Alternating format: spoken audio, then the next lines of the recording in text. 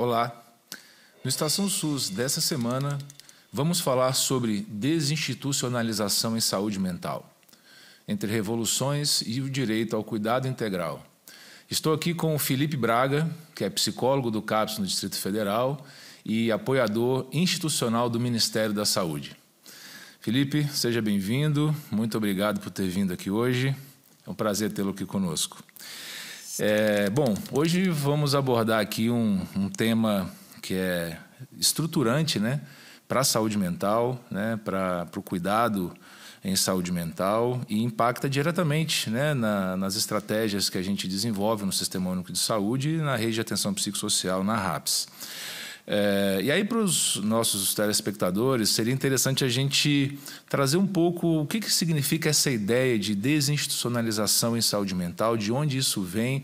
Se você pudesse aproveitar que a gente sabe que você também tem toda uma trajetória, né, uma carreira acadêmica, então acho que era interessante a gente trazer um pouco esse conceito para as pessoas. Queria primeiro agradecer o convite, né, de estar nesse espaço, de poder falar para o Conasens.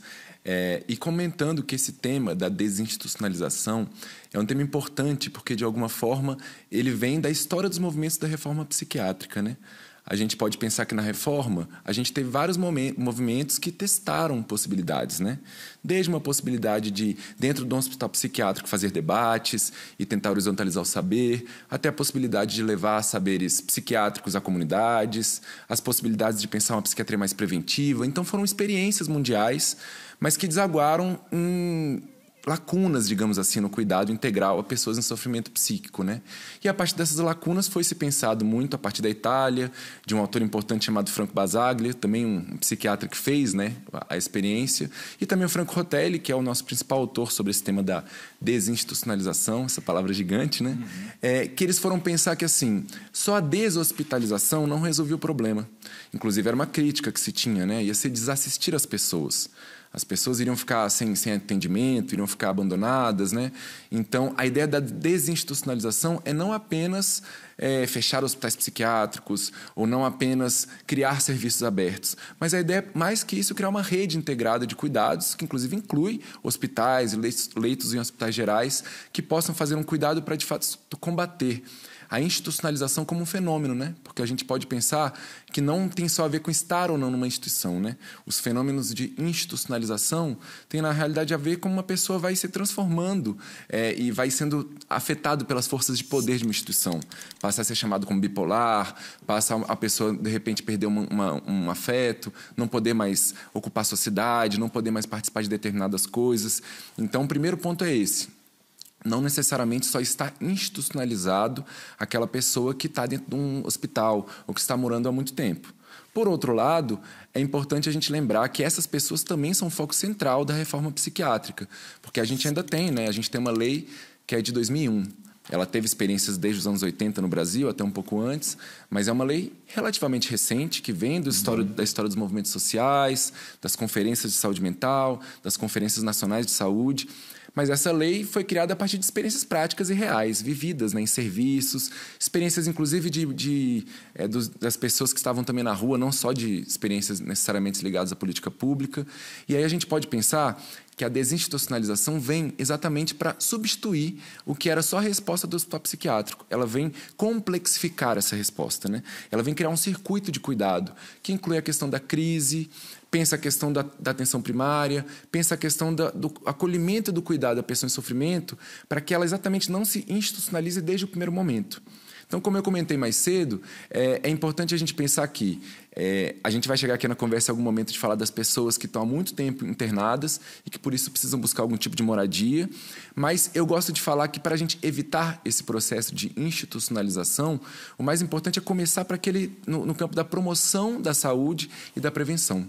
Então, eu costumo usar um exemplo prático, né? Assim, que uma pessoa, por exemplo, que está vivendo um processo de luto, uma pessoa que, por exemplo, acabou de perder o emprego, que está ali tendo dificuldade de sofrer questões de violência, ela está ali com um sofrimento que a gente costuma chamar de um transtorno mental comum, estaria na atenção primária, estaria longe da institucionalização. Mas se essa pessoa não é cuidada nesse momento, se ela fica solta na rede, né, se ela de alguma forma não acha nenhum apoio, ela vai parar num PS, o que já é um peso para um gestor, né? Porque, de repente, aquele hospital de alta complexidade vai estar atendendo uma demanda da atenção primária.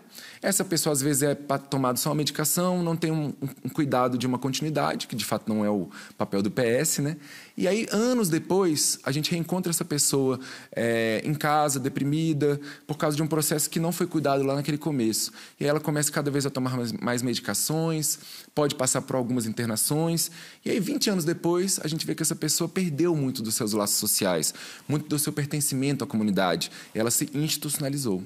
Então, até para pensar isso para os gestores, né, que a gente está falando, que se a gente atua nesse começo, inclusive é mais barato para o município, para o Estado, o cuidado dessa pessoa, né? Porque quando a gente já tem alguém que está morando há 20 anos no hospital, por exemplo, você conseguir transferir ele para uma moradia, conseguir que ele volte a tomar banho sozinho às vezes, se alimentar sozinho, é uma luta, né? E vai demandar muito mais recursos. Então, eu costumo falar muito isso, que o primeiro processo é a gente pensar como que a gente rompe o começo da institucionalização, intervir nas primeiras crises do tipo psicótica, trabalhar com um cuidado que seja a partir de práticas integrativas, a partir da clínica ampliada da atenção à saúde da família, mas a partir também da articulação entre os centros de atenção psicossociais e as equipes de saúde da família, o matriciamento, né? Então, a gente aqui está falando de DESINST, mas, ao mesmo tempo, apontando que sem esses recursos, as tecnologias leves que, de fato, complexificam os casos, a gente não consegue chegar na DESINST, né? E aí, também é importante falar da crise, né? Que é um dos corações da reforma psiquiátrica. Se a gente não tem serviços que atendam a crise, como os CAPs do tipo 3, como os leitos em hospital geral e como também as equipes volantes, né, que também estão ali cuidando no território, essas crises vão se complexificando e vão se institucionalizando. E aí, à medida que essa pessoa vai morando mais tempo dentro do hospital, ou vai perdendo funções, é até difícil separar o que era uma reivindicação, né? O Basaglia costuma falar que, muitas vezes, a agressividade numa crise ela é uma comunicação, é um pedido de ajuda, né? Uma pessoa que não desistiu. Mas, se aquela agressividade também está colocada oferecendo risco aos demais, é um problema. Então, se a gente consegue pegar essa comunicação e cuidar dela, né? Que é o trabalho que eu venho fazendo também no CAPS, a gente consegue transformar essa experiência de sofrimento em crise para que ela não tenha que se institucionalizar. E aí, como eu falei, isso vai fazendo com que a gente pense um outro conceito, que é o da reabilitação psicossocial, né? O Benedetto Saraceno costumava falar que a reabilitação não era reabilitar só a pessoa, mas era reabilitar o contexto, né? Então, a gente tem que pensar aquela comunidade, aquele serviço, como aquela pessoa consegue, por exemplo, moradia, renda, esporte, cultura, lazer, para além só de centrar num sujeito que está sofrendo, que vai ter uma oferta de tratamentos, né? Não, você fez uma abordagem incrível. Você conseguiu, em pouco tempo, mostrar a complexidade, né, desse problema, dessa questão, né, os diversos, né, aspectos da questão da desinstitucionalização, mas da institucionalização também, né, que tem a ver com a pessoa, tem a ver com a mentalidade, uma mentalidade, né, tem a ver com uma subjetividade também que muitas vezes é colocada, né, de alguma forma na prática, institucionalizando a pessoa, mesmo sem colocá-la num serviço de porta fechada. Então, sim, você traz aí, você acabou de fazer uma abordagem muito ampla. Tem uma frase do Paulo Amarante que eu gosto, que ele fala: o que abrir para fechar, né? Então, assim, quando a gente pensa que o caminho para a DESINST, eu acho que aí nesse campo mais hard da lei, né, eu acho que é a ideia da gente caminhar para o fechamento dos hospitais psiquiátricos na medida que a gente consiga fechá-los, né, e substituir por, né, como está hoje na RAPS, os leitos de hospital geral, o serviço de urgência e emergência. Você traz essa questão do manejo de crise, que é muito importante, né, como que, de uma forma cuidadosa, você pode estar entendendo como essa pessoa já está no início de uma crise, no começo, os seus familiares ou as próprias pessoas que estão, né, em convívio com essa pessoa, ou ela mesma, né, entender que já tem apontando questões que vêm, porque é essa vontade que muitas vezes aparece. E aí a gente, né, vai para a ideia, como você traz, do território, da ideia de cidadania, da ideia desses lugares de afeto, né? E a moradia é um lugar de afeto importante, né? Porque acho que ela é uma base para que ela possa existir, para que ela possa interagir, né? Ter esse espaço, né? Que não é na rua, e que também não é institucionalizado, né? Que é livre, que para ela estar livre. E a rede, ela de certa forma também é pensada para né, atuar nesse sentido. E aí eu queria de alguma maneira, que você pudesse trazer para a gente um pouco sobre esse aspecto da moradia, né? Como que, por exemplo, a experiência na Itália, né, do Franco Basaglia, assim, 100% dos pacientes lá de Trieste foram para comunidades terapêuticas. E aí que você pudesse falar um pouco desse serviço, um pouco dessa ideia, né, de moradia, de convivência, como que é isso, como é que você pode falar um pouco para a gente desse espaço, né, para que a gente possa também estar pensando nessas estratégias também associadas a RAPS. Muito legal, né? Essa ideia de que a gente, na realidade, está num processo de inventar novos serviços, né? O Franco Hotel, ele falava de uma instituição inventada. Na hora que você negou a instituição psiquiátrica tradicional, teve que se inventar novas práticas, né? Práticas que até então não existiam na ciência, né? E hoje em dia a gente já vem num processo de 20, 30, 40 anos de ter experiências, né? Eu gostaria de começar com uma fábula, né, que o Basaglia conta, uma fábula oriental, onde ele fala uma história de um homem que engoliu uma serpente. A serpente morou dentro dele, controlou todas as vontades dele, e num determinado momento, quando essa serpente sai, ele que poderia ter toda a liberdade do mundo não consegue mais viver sem a serpente, né? Então, isso fala muito sobre um processo de alguém, por exemplo, que foi por muito tempo tutelado. Seja tutelado em casa, seja tutelado pela dificuldade mesmo de fazer as coisas só, seja tutelado em hospitais psiquiátricos, outros tipos de clínicas, né? Então, alguém que não sabia mais tomar banho, não sabia mais habitar a casa, não sabia mais se alimentar só. E aí eu gosto de dizer isso porque, muitas vezes, quando você vai construir um processo de uma pessoa dessa morar num serviço residencial terapêutico, é um desafio. A pessoa, às vezes, pode querer voltar para o hospital psiquiátrico, por mais paradoxal que seja, né? E aí também não é o papel de um trabalhador ou de um gestor falar, vamos devolver para o hospital psiquiátrico, porque a gente está entendendo que a serpente está morando lá dentro, né? A pessoa se acostumou, por exemplo, né, a ter as alimentações naquele horário, a ter uma rotina toda construída pela instituição. Então, aí a gente vai para um outro lugar quando a gente fala dos serviços residenciais terapêuticos, né? Lembrando que a gente tem o do tipo 1, que é um serviço que tem menos espaço tutelar, ele pode ter um cuidador, mas os próprios moradores gerem a casa de um modo geral. E o serviço do tipo 2, que exige uma equipe um pouco mais completa e, de fato, não vai ter tutela, mas vai ter que ter um cuidado mais intensivo a essas pessoas, um apoio maior. São pessoas que estão muito privadas de liberdade há muito tempo, né? Privadas de habitar sua vida, né? Então, a gente tem um processo que é exercitar o morar, exercitar o habitar. Para a gente parece básico, né? Eu também traria aqui uma metáfora. A gente está, às vezes, com a nossa perna andando, fazendo uma coisa com o nosso braço e não tem a noção de como é perder essa função, né? Se algum de nós hoje viveu uma lesão e a gente vê como é difícil voltar a caminhar depois de uma lesão, a gente perceberia como é o processo de você começar do zero algo que você já tinha, né? Então, morar é muito parecido. Parece com a reabilitação física, né? Por isso a gente fala da reabilitação psicossocial. Para alguns de nós, morar é só chegar em casa, né? A gente quer descansar, quer ver uma série. Mas para muitas dessas pessoas, é pela primeira vez poder comprar uma coisa sozinha com o seu próprio dinheiro. Poder decidir não tomar banho, por exemplo, né? Então, assim, as pessoas têm que ter higiene, mas as rotinas hospitalares, elas te obrigam nas questões, né? O hospital, ele tem regras por uma importância também do hospital. A alimentação é num horário, a higiene em tal horário, você não pode escolher nada disso. Então, isso eu estou falando especialmente daquelas pessoas que viveram longas institucionalizações. Lembrando que os serviços residenciais terapêuticos, eles podem também ser pensados para quem passou 2 anos ininterruptos em hospital, em alguma instituição do tipo. Então, não necessariamente são longuíssimas internações, mas é pensar no impacto psicossocial que já se tem quando você passa 2 anos morando num hospital. Você perde seus vínculos. Muitas vezes, a maioria das vezes são pessoas que, se tem família, a família não está mais muito próxima, os amigos não estão mais próximos.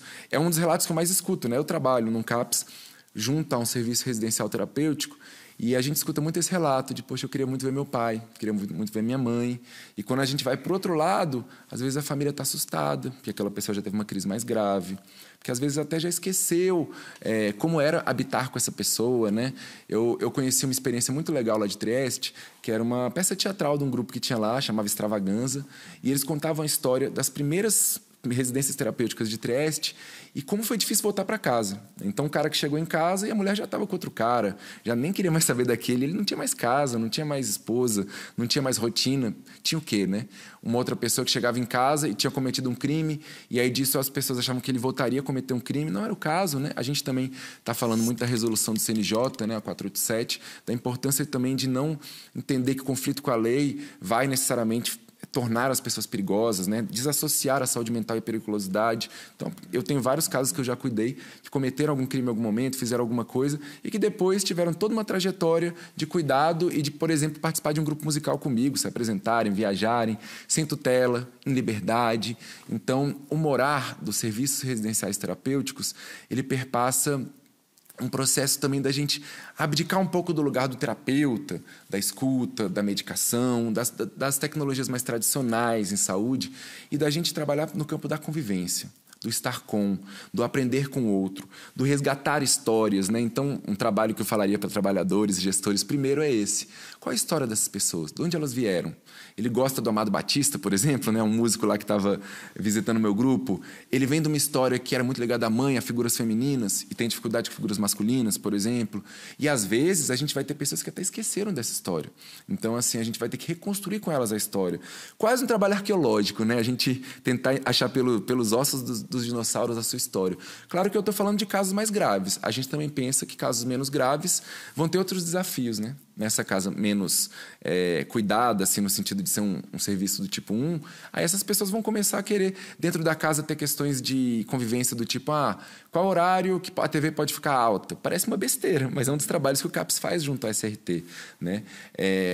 O que eu posso fumar aqui dentro? Como é que é para um gestor do município pegar dinheiro do município para comprar cigarro para os moradores, por exemplo? É um desafio, né? Sim. Ou sei lá, né? Um dia desses eu estava conversando com uma pessoa sobre os desejos sexuais de um morador de uma SRT dessa. E como é que a gente faz, né? Ele vai poder buscar isso a partir do namoro? Como é que vai ser o processo dele para ele poder viver os direitos sexuais e reprodutivos dele? Para não ser visto só como um sintoma, como uma doença, né? Uma coisa assim. Não, ele está sexualizado. Então, eu costumo dizer muito isso, que os trabalhadores que vão entrar nesse campo vão ter que suspender um pouco o saber tradicional de prescrever, de orientar, de educar em saúde, para estarem mais amplos a um campo, na verdade, de estar com, de aprender com o outro e de descobrir que morar aquele grupo quer construir. Eu diria, inclusive, que talvez alguém que muito acostumado com autogestão, assembleias, talvez seja a melhor pessoa, né? Tem um filme lindo que chama Dá Pra Fazer, que é sobre a história italiana, que vai trazer um cooperativista, que é quem permite essas pessoas que estavam institucionalizadas saírem desse lugar. Não é necessariamente um médico, um psicólogo, pode ser também, eu sou psicólogo, né? Não é que não possa ser, mas é uma pessoa que é acostumada a trabalhar com cogestão, com horizontalização, com decisões coletivas. E já que ele não sabe nada de doença, né, e de transtorno mental, ele olha todo mundo ali como pessoas. Então isso é muito interessante. Para a gente que vem da área da saúde, é quase como se a gente precisasse suspender alguns conhecimentos. Claro que a gente sabe também que existem tecnologias leves em saúde que já olham os casos dessa forma, né? Eu gosto muito do conceito do Antônio Lancetti de clínica peripatética, né? Uma clínica que se faz caminhando, uma clínica que se faz na rua e que se faz num campo artesanal, a partir de uma abertura para substituir os muros do manicômio pelo corpo do terapeuta, né? Então, eu penso muito por aí, minha prática, e acho que esse é um convite, né, para quem está aí tentando ajudar esses serviços a eles não virarem serviços só de assistência à saúde, né? Não, a moradia da SRT não é para ser uma assistência em saúde, é para ser um lugar de habitar, de morar, de vizinhança, de hospitalidade. Então, é por aí, né? Não, incrível. Você trouxe a ideia desse filme, né? Cipó Fale, né? Muito bom, acho que vale para as pessoas, né? Tem no YouTube, eu acho que vale assim como uma ideia interessante. E aí esse livro e a sua fala me trazem assim diversas reflexões, né? Porque, primeiro, assim, como é difícil, né? Você construir esse processo todo, né? A gente fazer a desinstitucionalização das pessoas, que é desinstitucionalizar também o subjetivo, não necessariamente, até pelas experiências que você traz, a pessoa saindo dos muros do manicômio, ela está desinstitucionalizada. Muitas vezes ela está institucionalizada, ela está estigmatizada, ela se sente assim. E mesmo dentro de um serviço terapêutico, residencial terapêutico, ela pode estar nesse mesmo processo, ou num CAPS, depende muito da visão do terapeuta, do cuidador daquela pessoa, que eu acho que isso também, né, fora de um manicômio, de hospital psiquiátrico, você também tem uma perspectiva institucionalizante, né, daquela pessoa e estigmatizante. E aí que vem um pouco essa ideia do filme, né, de como que esse cooperativismo, essa ideia de tirar um pouco alguns mitos, né, da questão da medicalização, como que isso, medicamentalização, né, que é um tema que a gente vai tratar daqui depois, mas como que isso muitas vezes substitui, né, o processo de realmente de libertação e dessas pessoas conseguirem executar suas próprias potências, né, de existir com todos os seus direitos e todas as suas características, como todos nós temos, né, esse desejo, que é um desejo da existência, né, que enfim, acho que isso é interessante. E aí o que me vem um pouco dessa ideia é em relação a esse processo de território, de comunidade e de como que esse estigma no dia a dia se dá com o serviço, né? Então, por exemplo, a gente aqui, você tem uma experiência aqui no Distrito Federal que tem uma característica um pouco distinta das outras cidades do Brasil, e aqui a gente está falando para o Brasil inteiro. Então, assim, por exemplo, o cara que vai instalar, o gestor que vai instalar um novo serviço residencial num bairro, como que é a receptividade? Como é que é esse trabalho com a comunidade que está ali recebendo essas pessoas? Como que se você pode trazer algum tipo de experiência, né, de como que isso se dá também, que esse processo é um processo vivo, né, um processo de uma governança também, de você negociar com as pessoas, porque muitas vezes as pessoas não querem, né, por exemplo, ter um CAPS-AD próximo das suas residências, ou não querem ter um serviço de albergamento, né, de albergue de pessoas em situação de rua, ou de qualquer outro tipo de questão perto das suas residências, porque tem essa questão também de uma mentalidade institucionalizante que você olha, não, isso vai desvalorizar o meu patrimônio, isso vai trazer uma periculosidade. Então, como é que você percebe essa inserção desses serviços no território? E aí tentar trazer um pouco dessa ideia de comunidade, de território nessa interação, que já é tão complexa para o cuidado, mas também de romper, né, de quebrar essas barreiras com o dia a dia, com o cotidiano, e não ficar parecendo que está vivendo uma vida em liberdade, mas ele está institucionalizado na sua prática. Legal. Acho essa reflexão muito importante, porque primeiro, pensando nos gestores, existe uma tendência ao gestor, quando ele olha para a sua rede, ele pensa, eu preciso de um hospital, vou fazer uma obra, vou criar equipes de saúde da família, vou pensar primeiro nessa abordagem do tratamento em saúde, do campo do tratamento, né? Mesmo que seja promoção, prevenção e pós-venção, né? De pensar alguma coisa assim, mas a saúde mental tem uma característica diferente. A RAPS, sem alguns serviços que são psicossociais, ela não funciona. O CAPS é importantíssimo, né? Ele vai fazer oficinas, mas ele vai fazer matriciamento.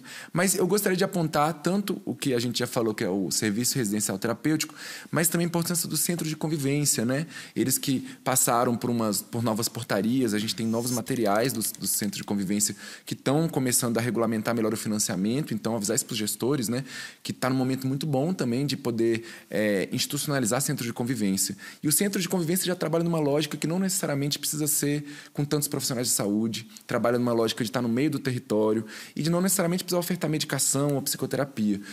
Na verdade, são espaços para esporte, arte, cultura e lazer, que podem, inclusive, incubar trabalhos como geração de renda, economia solidária, o que é muito importante, né? Sem uma renda, sem essa possibilidade, ninguém no Brasil consegue acessar direitos, né? Assim, então, esse é um primeiro ponto importante. E aí, do que você traz, eu acho também que é importante a gente pensar que, geralmente, em saúde, a gente pensa em tratamento, em estabilização de sintomas, em cuidado com remissão de sintomas. E no campo da saúde mental, a gente fala de produção e ampliação de vida, né? Isso é importante, porque quando a gente fala de projeto terapêutico singular, a gente está, na realidade, pensando o que essa pessoa quer com a vida dela. O objetivo dela maior é parar de ouvir vozes, o objetivo maior dela é poder arranjar uma namorada. Eu digo isso porque eu também sou professor e trabalho com práticas inovadoras em saúde mental. A gente tem, por exemplo, uma experiência de ouvidores de vozes, que são pessoas que coletivamente compartilham como escutam vozes e como elas lidam com isso para além da medicação. Podem também tomar uma medicação, mas é um recurso que quebra essa ideia de que você tem que tomar uma medicação para parar de ouvir vozes, para dali ter uma remissão e uma estabilização de quadro. Então, são recursos inovadores.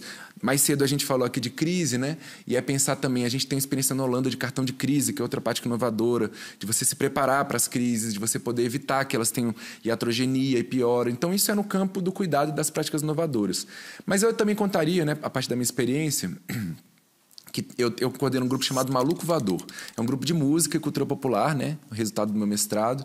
E é um grupo que a gente discute a ideia dessas pessoas que já foram estigmatizadas, isoladas, institucionalizadas, delas poderem voar pelo Brasil, né? Começou com um espaço mais terapêutico, mas com o tempo esse grupo pôde fazer apresentações no Brasil todo. Chegou a ganhar um prêmio de Educação Popular e Saúde, na perspectiva de que o importante ali não era só uma musicoterapia ou uma arte-terapia. Não dizendo que isso não é importante, mas que além dessa dimensão terapêutica, é importante que eles se tornem agentes culturais no território deles.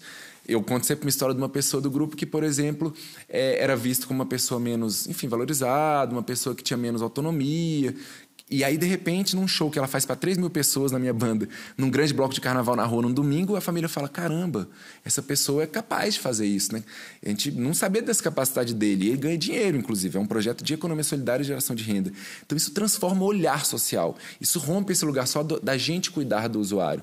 Pensa muito mais um campo de que, hoje em dia, por exemplo, esse meu grupo, eu coordeno ele com uma pessoa que já teve alta do meu serviço, mas que já melhorou.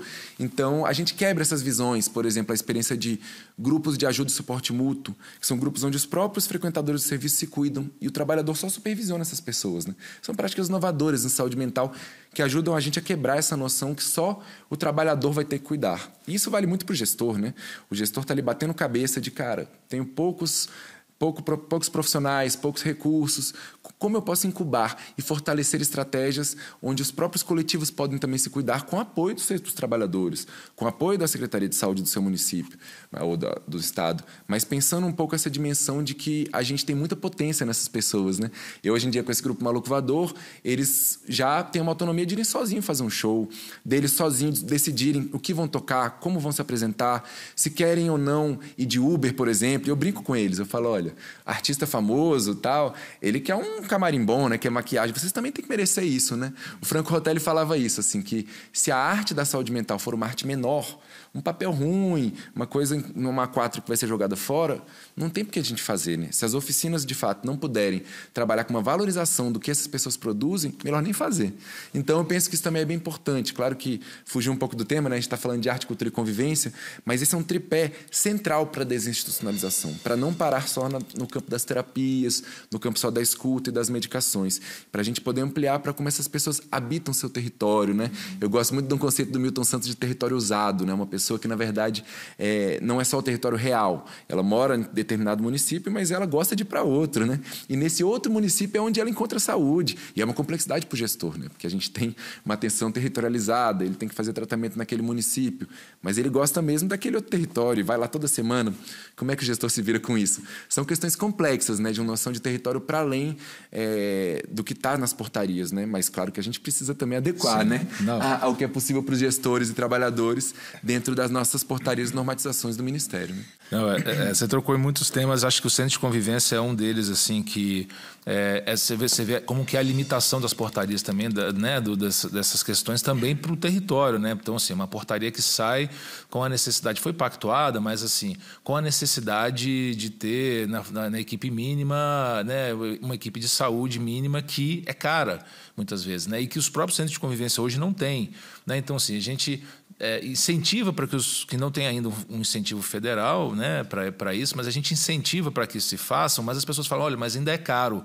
A partir da portaria é caro. Então a gente percebe que como a gente talvez precise ir para além das portarias e para essas práticas que você traz, dessa criatividade dos profissionais. E aí eu queria te pedir, que a gente está agora indo aqui para a reta final do programa, te pedir para você fazer uma reflexão, uma fala assim, bem mais direta para o gestor, né, e para os profissionais que estão no Brasil inteiro nos acompanhando e com as suas necessidades, com as suas demandas, o que você poderia estar trazendo para eles? Acho que a partir de toda a reflexão que você traz, se a gente pudesse fazer uma síntese de tudo isso, né, em poucas palavras, o que você diria hoje, né, para o gestor que está começando o seu primeiro ano de gestão, que está planejando, fazendo o seu planejamento municipal de saúde, o que você que está, né, mobilizando os conselhos, né, municipais de saúde também, né, o controle social, como é que você que dica você daria para ele, né, para pensar essa RAPS, para pensar essas estratégias, tanto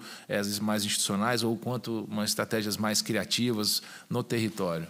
A primeira coisa que eu pensaria para os gestores é que, assim, a gente já tem experiências no Brasil que funcionaram. Então, eu costumo, da mesma forma como o Cipufário dá para fazer, né? A gente também quer mostrar como dá para fazer nos seus municípios práticas que, de fato, sejam mais baratas para o gestor e que, ao mesmo tempo, sejam mais resolutivas, né? Para não ser exatamente esse risco da pessoa estar passando por 10 acolhimentos num CAPS, não conseguir achar acolhimento na atenção primária ou secundária e ficar sempre buscando o serviço de saúde mental com uma piora. Ele não consegue nunca voltar para ficar só na atenção primária, ou não consegue em nenhum momento ser cuidado só nesse campo das tecnologias leves e da atenção básica, porque o cuidado nem sempre chega nesse campo do centro de convivência, da cultura. Então, eu diria para o gestor que essas experiências mostram que a atenção hospitalar é importante no campo dos hospitais gerais, não no campo dos hospitais psiquiátricos, né?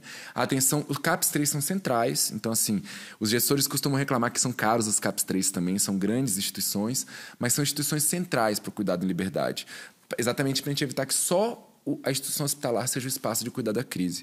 E, ao mesmo tempo, eu diria para os gestores olharem para essas experiências práticas que provaram que, com o tempo, você vai começando a mostrar que são mudadas trajetórias de pessoas, trajetórias de municípios que só internavam em hospital psiquiátrico, municípios que dependiam de uma grande instituição psiquiátrica, que hoje em dia essas pessoas criaram uma cooperativa que vende produtos mais caros da cidade. Assim, Campinas tem essa experiência, né, de ter criado cooperativas que puderam gerar renda e virou uma referência, um cartão postal, isso eu diria para os gestores, né? A possibilidade de você transitar do hospital para o CAPS, para um centro de convivência, para práticas que vão ser um cartão postal do município, aconteceu em vários estados. Então, poxa, de repente aqui eu vou incubar uma cooperativa, de repente aqui eu vou trabalhar um projeto de integração entre atenção primária e centro de atenção psicossocial que consiga quebrar o excesso de internações, ou a questão da promoção da saúde, que a gente falou no início.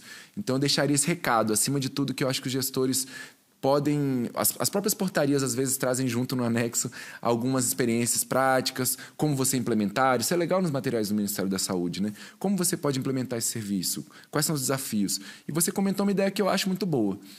Mesmo antes do credenciamento com o Ministério, tentar experiências, né? A partir da consultoria do Ministério, vamos experimentar nesse lugar fazer um centro de convivência com 2, 3 pessoas e, a partir disso, vamos tentar chegar nesse orçamento para criar essa equipe mínima da portaria para receber o apoio federal. Então, assim, eu vi muito isso acontecer no meu estado, essa questão de que, às vezes, a gente vai criando o serviço e, na medida que ele vai funcionando, a gente vai credenciando e depois ele vira uma referência, né, nacional, por exemplo. Então, eu diria isso. A gente tem experiências de municípios muito pequenos que viraram propaganda para o Brasil inteiro. E tem, por outro lado, estados gigantes e muito ricos que não necessariamente são exemplos em saúde mental. Então, isso é uma coisa para a gente poder refletir aqui hoje, de como a gente já tem experiências ricas e é muito bonito ver essas pessoas, né, habitando a cidade, chegar nessas casas. Eu sugeriria os gestores irem nessas casas, conhecer essas pessoas, verem as apresentações culturais, sabe? Porque isso também dá cara àquilo que era loucura, que era estigma, e que as comunidades não querem que faça. Fala, não, eu não quero que tenha um CAPS aqui.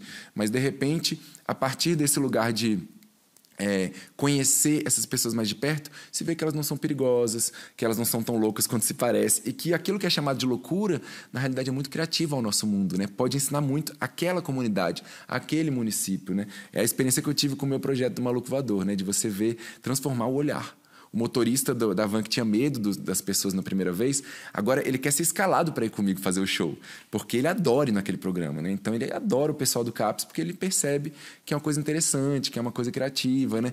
É mudar o olhar da comunidade sobre aquelas pessoas, né? Então eu acho sim que o Ministério tem várias portarias e vários materiais que podem ajudar o gestor a ver que é possível, que dá para fazer, que não é um caminho impossível e que vai se fazendo na medida da realidade daquele município, daquele estado, né? Bom, Felipe, felizmente chegamos ao fim. Muito obrigado, parabéns pelo seu trabalho. Se você quiser fazer as suas últimas palavras, fica à vontade. Queria só agradecer, né? Eu acho muito importante o Conasens ter o Estação SUS, né, como um espaço onde vocês estão capacitando e trabalhando na educação em saúde a partir das novas mídias, né, das novas plataformas. Então, fico muito feliz de estar aqui com vocês hoje e de poder ver a gente trazer experiências práticas que podem reverter em decisões, inclusive de um estado inteiro, decisões federativas, né? Então, a gente poder pensar que do micro a gente pode caminhar para o macro e vice-versa, né? Essa dimensão da micropolítica e também de uma transformação social. Então, muito obrigado pelo convite. Espero aí que tenham muitos encontros ainda. Vida longa ao Estação SUS. Maravilha, muito obrigado. Bom, pessoal, esse foi o Estação SUS de hoje. Assista ao programa no canal Mais Conasens e no YouTube.